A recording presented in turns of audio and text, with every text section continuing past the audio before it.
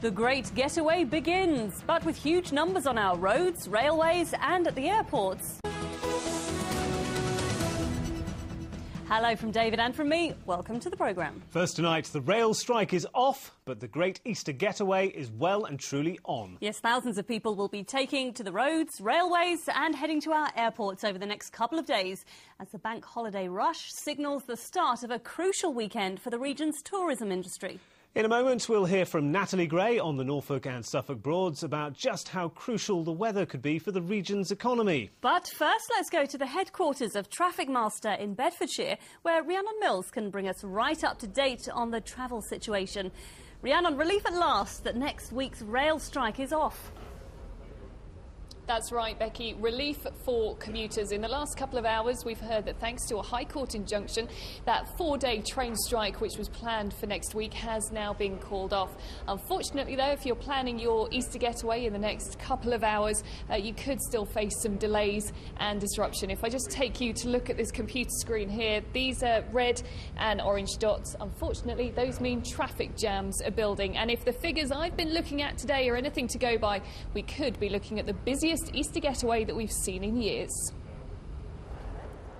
For the Rose family, Easter means a trip to Nice in France. The Mosses are on their way to the Cotswolds, both families joining the thousands of us getting away in our cars, on the trains or in the air. Belfast, Italy and Malaysia are among the destinations at Stansted. It is the start of the increase in passenger numbers through to the very high peaks that we expect during summer. And, you know, passenger numbers are holding up. We have 11 new routes opening up over the next month or so. And so it's a strong performance. A good Easter will put us in good stead for what we expect to be a very strong summer. For the Roses, it's worth braving the crowds just for that weekend in the south of France. Anything to get away from the horrible weather and the rain and the cold and the snow.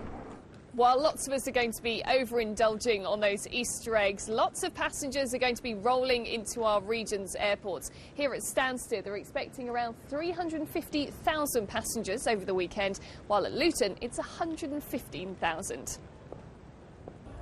But that's nothing compared to the number of people out and about in their cars. Traffic Master here predict that 20 million vehicles will be out and about over the bank holiday weekend. The busiest routes in our region, of course, the A1 and the M1, but also the A47 as people head out towards the coast and the A11 around Elvedon. It's an early rush hour. It kind of starts about 1:30 and goes right through to about 7 o'clock at night, but obviously 3 times worse than any other normal travelling day. Mick Savage from Traffic Master certainly knows his roads. They're expecting some journeys to take 3 times longer this weekend. If everybody's leaving on the same day at the same time, they're going to sit in traffic jams for hours on end. Plan your journey, look at the available information that's out there and make a decision about when to go. Not that it's putting off June, heading all the way from Yarmouth to the Cotswolds to see her son. Well, it is, because our son has got his own business in the Cotswolds at Bourton-on-the-Water, which is absolutely idyllic and beautiful. At least there is some good news for travellers. Trains are set to run as normal on Tuesday after a High Court injunction blocked next week's planned 4-day strike. However you're getting away this weekend, the advice is check ahead for any delays. And with the experts warning that this could be the busiest Easter in 3 years, well, really, you'd be a fool not to. So, probably the big question tonight is where to try and avoid if you are heading out on the roads. Graham Smith is here from Traffic Master. So, Graham, where's looking particularly dodgy tonight then? Right, on the western side of our area, the traffic remains slow through the M1 roadworks in the Luton area. Further north at Milton Keynes, traffic is slow on the A421, again due to roadworks between Milton Keynes and Bedford. Across to Cambridge, we have the usual evening rush hour traffic on the A14 at Cambridge, leaving also on the M11 at Cambridge. And finally, out at Thetford, we have holiday traffic making slow progress on the A11.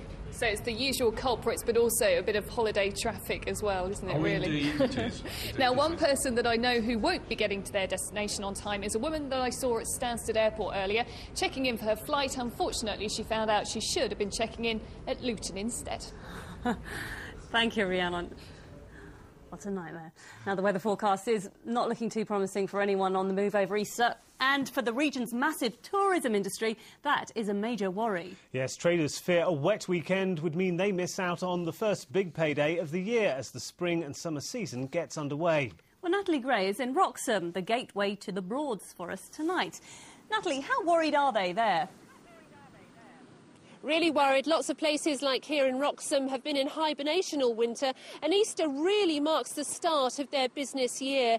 And if you're wondering how important tourism is to the east of England, then let me tell you that it generates a whopping £5 billion a year. It employs 200,000 people and attracts 10 million visitors a year. So tourism is big business, and that's why nobody wants a weekend that's a washout. There's a biting wind and the promise of rain on the way, but Tom and Helen Clark are determined not to let it ruin their holiday in Norfolk. And anyway, they're from the Peak District, where the weather is often rotten.